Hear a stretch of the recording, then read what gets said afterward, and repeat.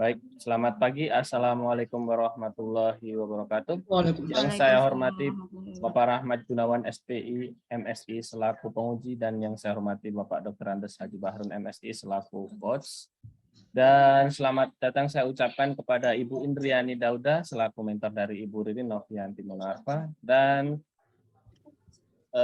pejuang tangguh kita Ibu Ririn Novianti Monarfa. Semangat Bu, dan langsung saja kepada Pak Bahrun dipersilahkan. Baik, makasih banyak Pak Afgan. Assalamualaikum warahmatullahi wabarakatuh. Waalaikumsalam warahmatullahi wabarakatuh. Rahmat Gunawan, SPI MSI selaku penguji yang saya hormati, Ibu Indriani Dauda SKM selaku mentor yang saya hormati. Mohon maaf kalau salah menyebut nama dan gelar. Ibu Ririn Novianti Monoarfa. Iya Pak. SGZ ya, Sarjana Gizi. Iya Pak. Yang sama kita banggakan. Baik, kita masuk pada sesi ke-6 dari 11 yang terjadwal. Bersama-sama kita ikuti paparan rancangan aksi perubahan dengan judul Optimalisasi Pelaksanaan Konseling Gizi pada pasien di ruang rawat inap Rumah Sakit Pratama Dr. Abdul Khalik Masulili.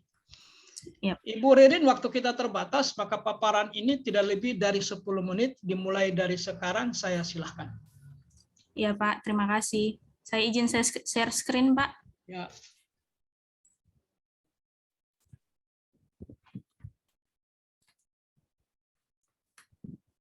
Izin Pak, sudah terlihat? Sementara proses. Ya. Silakan sudah Ibu. Ya, terima kasih atas waktunya. Assalamualaikum warahmatullahi wabarakatuh. Waalaikumsalam. Yang terhormat Bapak penguji saya, Pak Rahmat Gunawan, SPI MSI. Yang terhormat coach saya, Bapak Dr. Andes Haji Bahrun, MSI MH. Juga mentor saya yang bersedia hadir hari ini, Ibu Indriani Dauda SKM. Juga Bapak evaluator saya, Pak Afgan, yang sudah memfasilitasi kegiatan kita hari ini. Perkenalkan, nama saya Ririn Novianti Monoarfa. Jabatan saya ahli pertama nutrisionis di Rumah Sakit Pratama Abdul Khalik Masulili Pagimana. Perkenalkan, saya memaparkan rancangan aktualisasi saya yang berjudul Optimalisasi Pelaksanaan Konseling Gizi pada pasien di ruang rawat inap Rumah Sakit Pratama Dr. Abdul Khalik Masulili.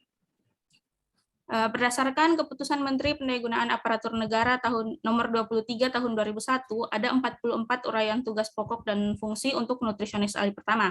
Di sini saya mencantumkan salah satu uraian tugas yang paling berkaitan dengan tugas yang saya lakukan sehari-hari di unit kerja, yaitu mengumpulkan data gizi, makanan dan dietetik, serta penunjangnya untuk melaksanakan koordinasi kegiatan gizi, pemantauan dan penilaian kegiatan gizi, pembinaan kegiatan perbaikan gizi, makanan, dan dietetik pada kegiatan kelompok sasaran tertentu, serta pencatatan dan pelaporannya. Saya mengambil 3 isu yang menurut saya mendesak di unit kerja saya, yaitu yang pertama, belum optimalnya pelaksanaan konseling gizi pada pasien rawat inap. Yang kedua, belum terlaksananya penyelenggaraan makanan rumah sakit pada pasien rawat inap. Yang ketiga, belum optimalnya perhitungan status gizi pada pasien rawat inap.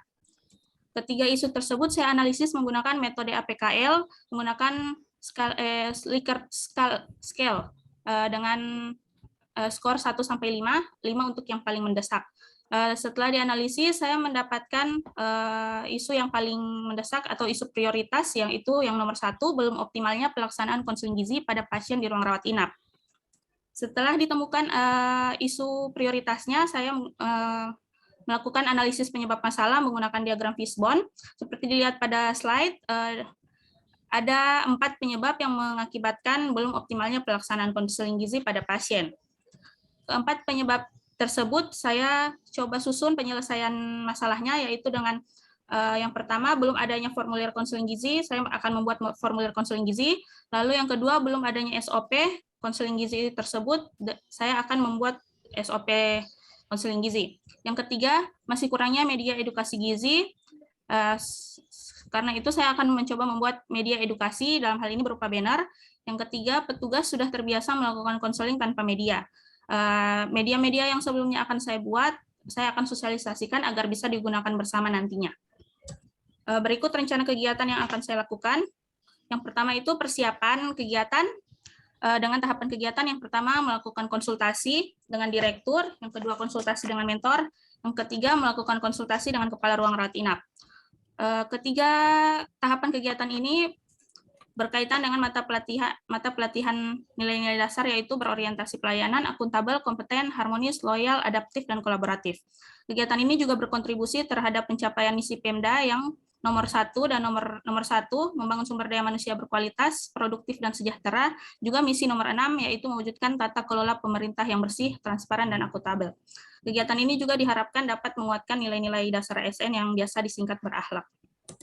Kegiatan kedua membuat formulir konseling gizi dengan tahapan yang pertama mencari referensi dan merangkum literatur tentang formulir konseling gizi. Yang kedua membuat formulir konseling gizi itu sendiri. Yang ketiga mencetaknya, dan yang keempat mensosialisasikan formulir yang saya buat kepada rekan nutrisionis yang lain. Kegiatan ini bertujuan output dari kegiatan ini diharapkan formulir gizi yang telah saya buat dapat digunakan bersama ke depannya. Tahapan kegiatan ini memuat nilai-nilai dasar, berorientasi pelayanan, akuntabel, kompeten, harmonis, loyal, adaptif, dan kolaboratif. Kegiatan ini juga berkontribusi terhadap pencapaian misi Pemda yang nomor 1 dan nomor 6. Kegiatan ketiga yaitu membuat SOP konseling gizi. Tahapan kegiatan yang pertama yaitu mencari referensi dan merangkum literatur tentang SOP.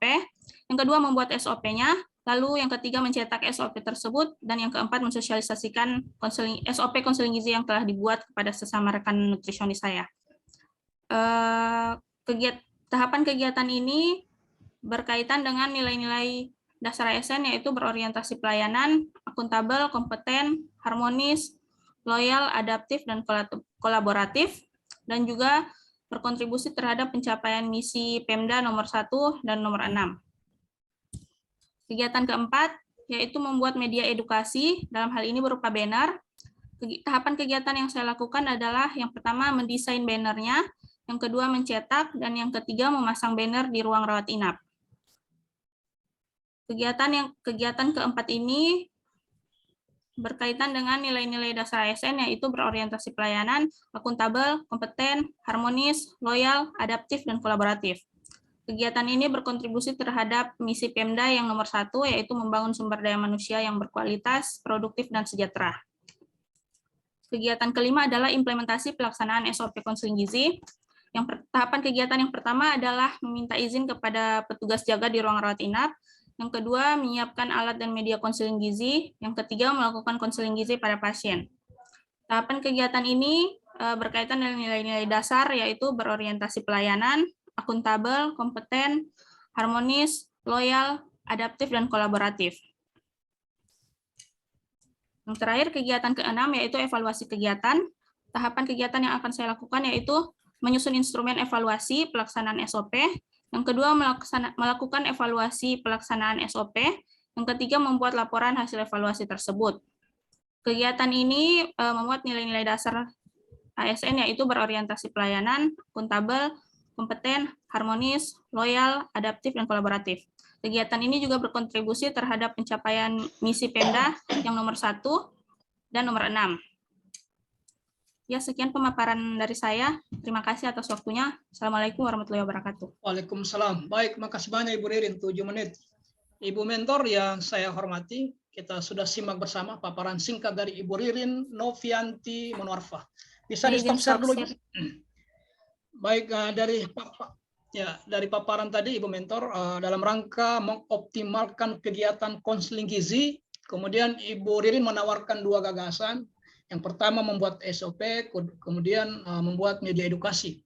Bagaimana menurut pendapat Ibu, apakah tidak ada kesulitan nanti ketika diterapkan pada taraf aktualisasi 1 bulan ke depan? Kepada Ibu mentor dengan hormat disilakan. Terima kasih atas kesempatan yang diberikan. Assalamualaikum warahmatullahi wabarakatuh. Waalaikumsalam warahmatullahi wabarakatuh. Hormati Bapak Coach Dr. Randus Haji Bahrun MSI MH, dan yang saya hormati Bapak Penguji Bapak Rahmat Gunawan SPI MSI, kemudian yang saya hormati Bapak host Bapak Afgan, dan yang teristimewa peserta Latsar pada hari ini Saudari Ririn Novianti Monwarfa. Jadi tanggapan saya tentang kegiatan dari aktualisasi dari Saudari Ririn ini tentang pembuatan SOP dan pembuatan konseling dalam konseling gizi ini, insya Allah saya rasa bisa dilaksanakan dengan baik. Karena pembuatan SOP itu kita lebih fokus kepada sistem yang ada di dalam rumah sakit ini, sistem kerja yang dilakukan oleh tenaga gizi yang ada di rumah sakit ini dan berkolaborasi dengan petugas-petugas yang ada di unit-unit rawat inap.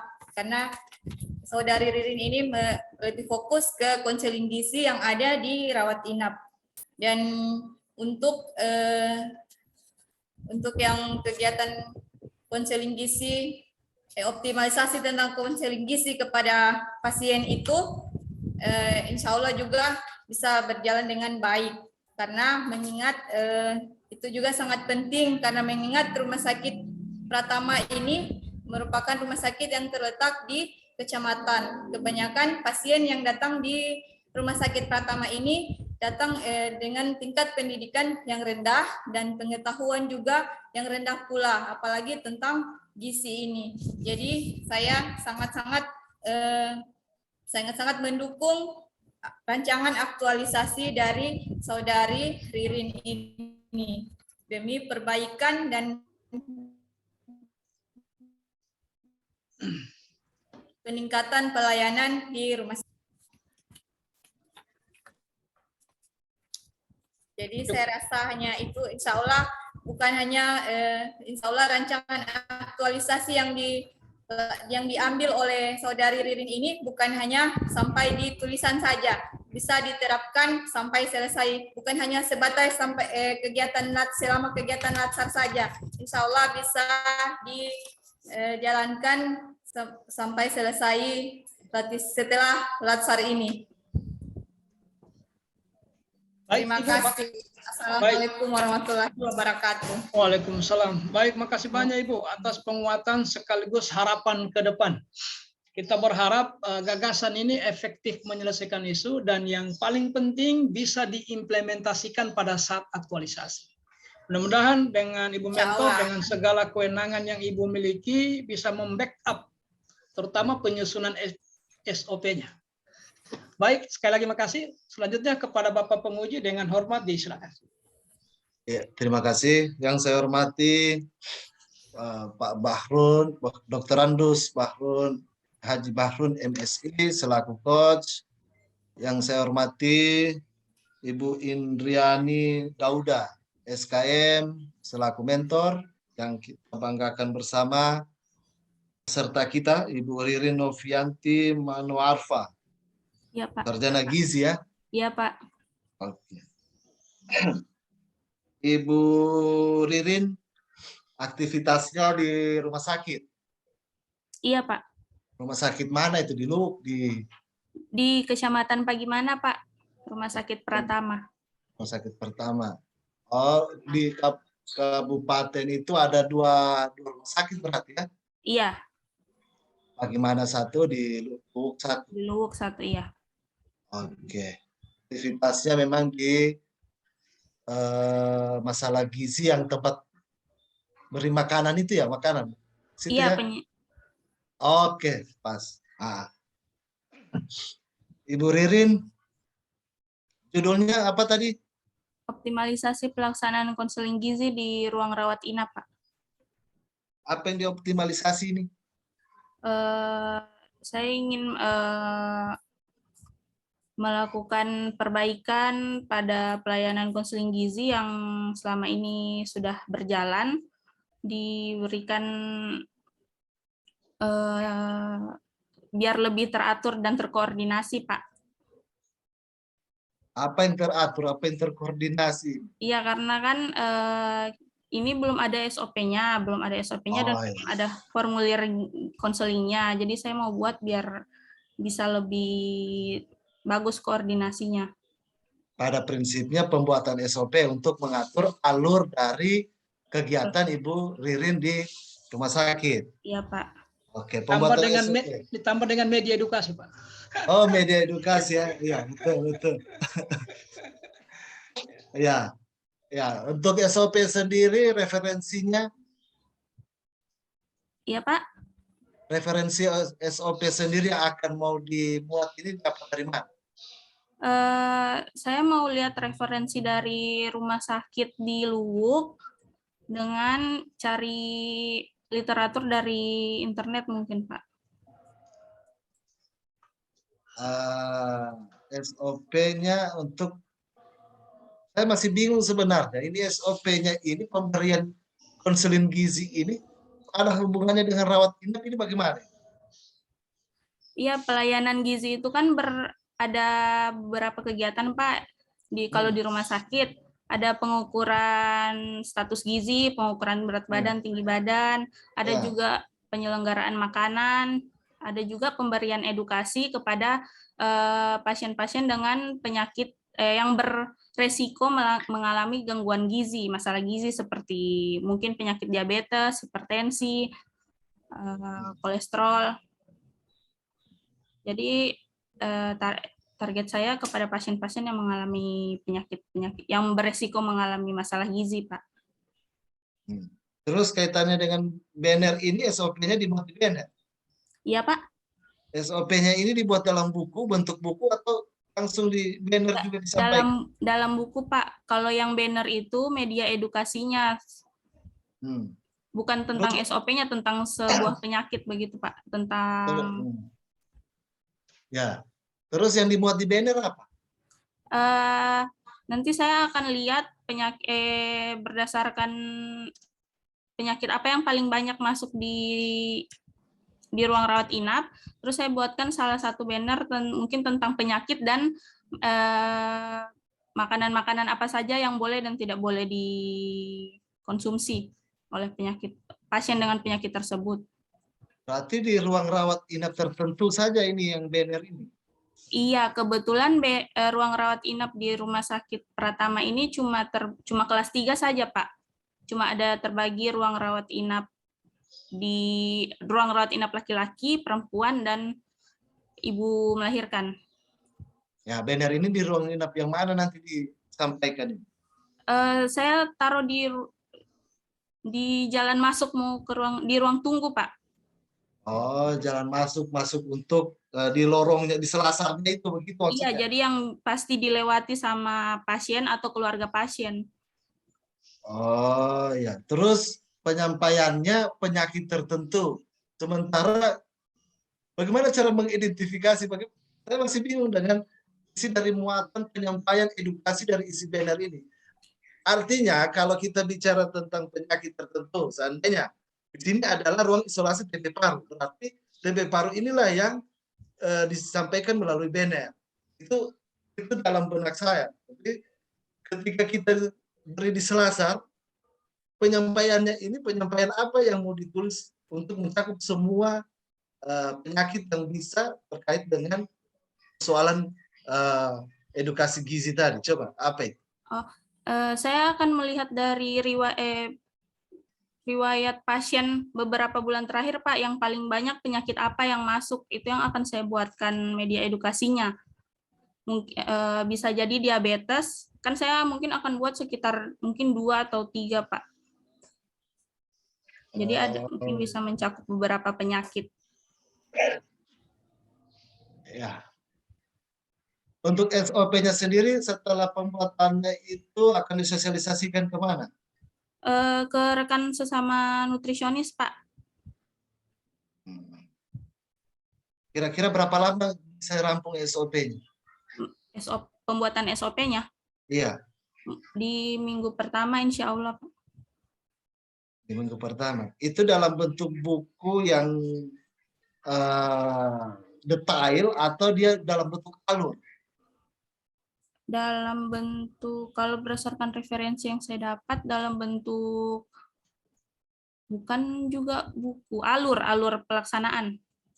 Nah, makanya nanti dipertajam lagi nanti ya, itu kan biasa dia berbagai, ini harus begini, ini pakai alur-alurnya ya. Ya. Kita harus dipertajam lagi. Dan itu nanti dibuktikan pada saat aktualisasi bahwa Ibu telah melaksanakan atau membuat SOP itu dan telah disampaikan kepada teman sejawat tentang pelaksanaan itu. Itu nanti kalau bisa divideokan kepada pada saat mengedukasi kepada teman sejawat ya untuk pelaksanaan itu. Oh iya. Untuk banner tadi dipertegas lagi ya, apa penyampaian edukasi terhadap Ya. pasien, apa yang mau dimuat di dalam Iya. tulisan banner itu. Kalau seandainya dia berdasarkan tingkat penyakit apa yang paling banyak, kemudian pada saat aktualisasi berubah-berubah tingkat penyakitnya, maka bingung apa yang mau ditulis di situ. Makanya pada intinya bagusnya lagi itu tentang bagaimana pemahaman tentang konsep gizi, seperti apa yang disarankan ataupun yang menjadi tupoksinya Ibu Ririn di kantor. Jadi gizi ini pembunuhan gizi, ini pembunuhan ini yang harus dihindari. Ya salah satunya mungkin dilarang merokok, di ini ya. Banyak lah, makanya nanti bannernya juga di foto, kalau bisa digulung di bawah pada saat aktualisasi ya, kita saksikan bersama itu banner yang dicetak oleh Ibu Ririn. Iya Pak. Oke. Banyak yang harus dikonsultasikan dengan Pak Coach nanti, bagaimana hal-hal yang teknis di lapangan sehingga hasilnya betul-betul sempurna seperti apa yang diharapkan oleh Ibu Mentor. Kehadirannya Ibu Ririn membantu rumah sakit dalam persoalan-persoalan bisa menjadikan sebuah hal-hal yang baik. Ya Pak.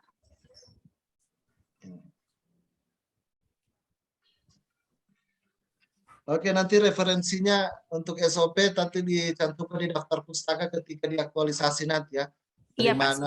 Dari mana pembunuhan gizi itu diambil. Paling tidak data terupdate. Ya, kalau di internet ambil data yang paling update. Jangan yang sudah puluhan tahun gizinya tidak terupdate. Sekarang kan sudah banyak ya untuk update gizi. Oke, pertanyaan terakhir saya, Ibu Ririn, keterkaitan dengan nilai berakhlaknya, apa yang akan dilaksanakan pada saat aktualisasi. Ayo, coba. Keterkaitan dengan keterkaitan kegiatan saya dengan nilai-nilai berakhlak. Yang pertama, berorientasi pelayanan itu berkaitan dengan saya akan meminta izin kepada direktur, mentor, dan petugas-petugas di ruang rawat inap dengan bersikap sopan, ramah, dan cekatan. Yang kedua, akuntabel, selalu bertanggung jawab saat melaksanakan tugas saya, juga jujur saat menyusun laporan. Yang ketiga, kompeten melakukan pekerjaan saya dengan kinerja terbaik, lalu harmonis, bersikap adil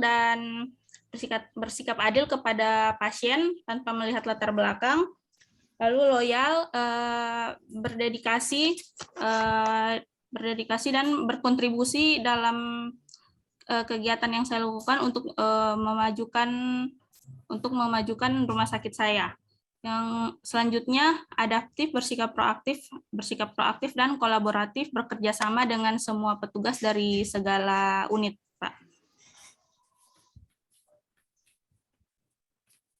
Ya, saya kira karena kita dibatasi oleh waktu, saya mengharapkan kepada Ibu Ririn apa yang dilaksanakan itu didokumentasikan, kita ketemu untuk pembuktian dari kegiatan aktualisasi ini, dan untuk materi-materinya silakan berkonsultasi dengan Pak Coach bagaimana terkaitan dengan penulisan dan hal-hal yang belum tercantumkan di dalam rancangannya Ibu Ririn. Terima kasih banyak. Saya akhiri kepada Ibu Mentor, terima kasih banyak.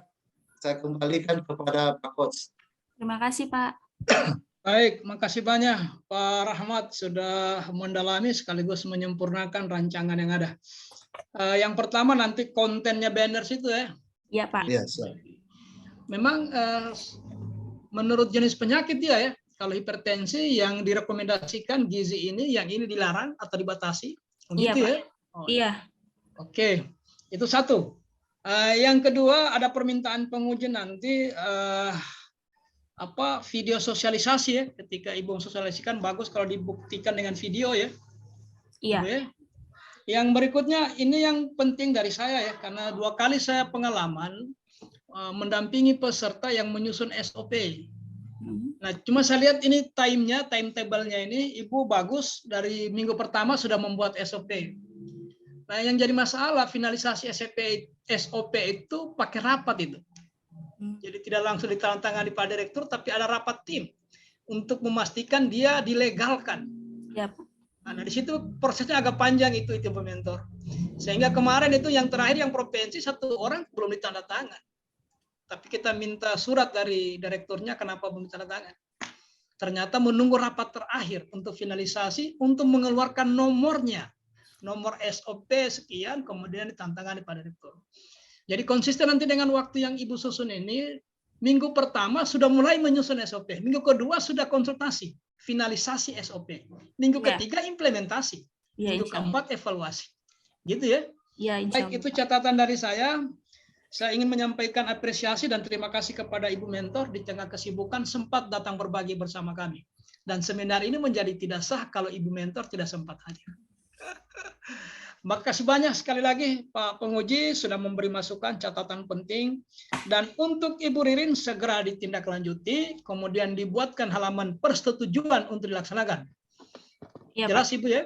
Ya. Baik, kita akhiri sesi ini dengan ucapan alhamdulillahirrahmanirrahim. Assalamualaikum warahmatullahi wabarakatuh. Waalaikumsalam warahmatullahi wabarakatuh. Terima Kembali kasih, ke Pak Pak. Afgan. Pak Afgan silakan. Pak Afgan. Suaranya Pak, suara Pak.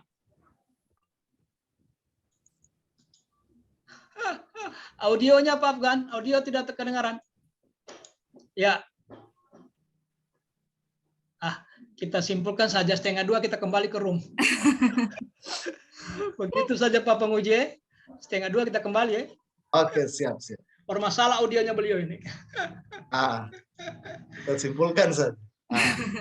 Ya, jadi 1:30 kita mulai kembali dari peserta berikutnya.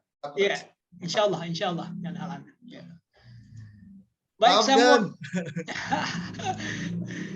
Baik, saya mewakili penyelenggara ini, Ibu Indriani Dauda SKM, terima kasih sekali lagi. Ibu Ririn Novianti, terima kasih. Silakan kita kembali ke room besar. Ya, saya izin lift, Pak. Kita lift masing-masing saja ya. Ya, terima kasih, Pak. Baik, Pak Penguji, saya duluan, Pak. Boleh? Ya, siap. Ya. Kita lift dulu. Terima kasih. Iya. Tabele. Saya tidak mau lift. Iya. Pak Afgan tidak kedengaran.